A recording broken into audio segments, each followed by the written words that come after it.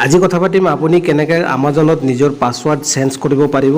তো এই ভিডিঅ'টোৰ যোগেদি মই দেখুৱাবলৈ আপোনাক চেষ্টা কৰিম। তো নমস্কাৰ বন্ধুসকল, মই মিজানুৰ ৰহমান। এই ভিডিঅ'টো আপোনালোকৰ সন্মুখত ষ্টাৰ্ট কৰিছোঁ। তো আপুনি অলৰেডি এজন কাষ্টমাৰ হয়, তো আমি ইয়াতে অলৰেডি কাষ্টমাৰ চাইন ইনত ক্লিক কৰিছোঁ ফ্ৰেণ্ডছ। ক্লিক কৰাৰ পিছত আপোনাৰ সন্মুখত এনেকুৱা এটা ইণ্টাৰফেৰেঞ্চ আহিব। তো আপুনি ইয়াতে আপোনাৰ মোবাইল নম্বৰটো নাথাকিব ফ্ৰেণ্ডছ, আপুনি ইয়াতে মোবাইল নম্বৰটো দিব লাগিব ফ্ৰেণ্ডছ, ঠিক আছে। তো আপুনি নিজৰ মোবাইল নম্বৰটো দি ল'ব। সাইন ইন অলৰেডি কাষ্টমাৰত আপোনাৰ ক্লিক কৰি থোৱা আছে ফ্ৰেণ্ডছ, আপুনি ইয়াতে মোবাইল নম্বৰটো দি ল'ব। তো মই মোবাইল নম্বৰটো দি দিছোঁ ফ্ৰেণ্ডছ।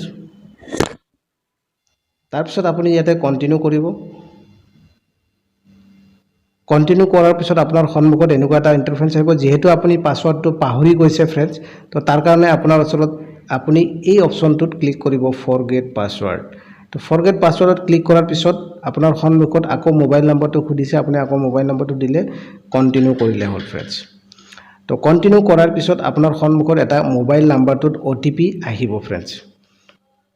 তো OTPটো মই ইয়াতে OTP অলৰেডি মোৰ সন্মুখত আহি গৈছে ফ্ৰেণ্ডছ, মই OTPটো ইন কৰা।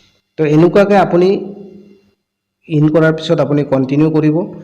কণ্টিনিউ কৰাৰ পিছত ফ্ৰেণ্ডছ আপোনাৰ সন্মুখত এণ্টাৰ এ নিউ পাছৱৰ্ড খুদিছে, আপুনি নিউ পাছৱৰ্ড বনাই ল'ব পাৰিব। তো আপুনি এটা নিজৰ হিচাপত পাছৱৰ্ড বনাই লওক ফ্ৰেণ্ডছ। ফ্ৰেণ্ডছ মই নিজৰ পাছৱৰ্ডটো দি দিছোঁ, আপুনি এটা নিজৰ পাছৱৰ্ড এনেকুৱা বনাই ল'ব। তাৰপিছত আপুনি ছেভ চেঞ্জ কৰি দিব। ছেভ চেঞ্জ কৰি দিয়াৰ লগে লগে আপোনাৰ একাউণ্টৰ পাছৱৰ্ড ৰিকভাৰী হৈ যাব ফ্ৰেণ্ডছ। তো আপুনি কেনেকুৱা ধৰণে পাছৱৰ্ড ৰিকভাৰী কৰে আপুনি এই ভিডিঅ'টোৰ যোগেদি শিকি গৈছে, দেখিছে ফ্ৰেণ্ডছ। আপুনি পাছৱৰ্ডটো জানি গ'ল আৰু আপোনাৰ পাছৱৰ্ড ৰিকভাৰীও হৈ গ'ল। তো আপুনি পাছৱৰ্ড পাহৰি গ'লে কেনেকুৱাকৈ ৰিকভাৰী কৰিব এই ভিডিঅ'টোৰ যোগেদি শিকি গৈছে। ফৰগেট পাছৱৰ্ড কেনেকৈ কৰিব এই ভিডিঅ'টোৰ যোগেদি শিকি গৈছে।